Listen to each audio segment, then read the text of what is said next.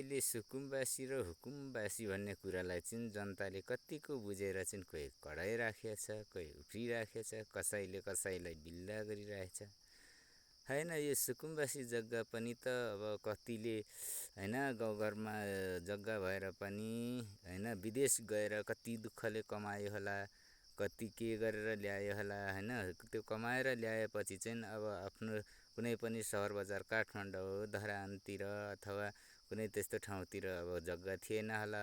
त्यो आफूले कमाएर ल्याएको पैसाले चाहिँ नम्बरी जग्गा घडेरी आएन होला, सुकुम्बासी सस्तो परिदियो होला। सुकुम्बासी सस्तो परिदिएपछि चाहिँ अब त्यो आफ्नो हैसियतले चाहिँ सुकुम्बासी मात्रै भएर त्यो किनेर घर बनायो होला, कसैले खेतीपाती गर्यो होला।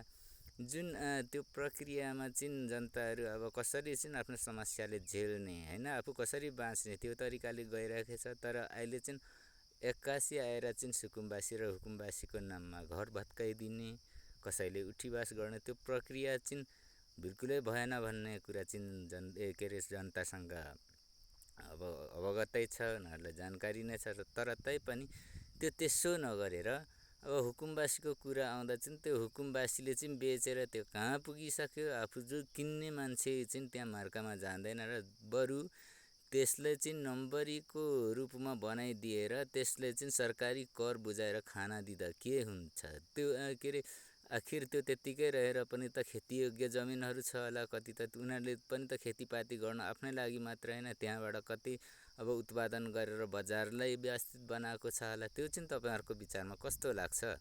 यो चाहिँ मलाई यस्तो लाग्छ र चाहिँ मैले एउटा भिडियो बनाएँ।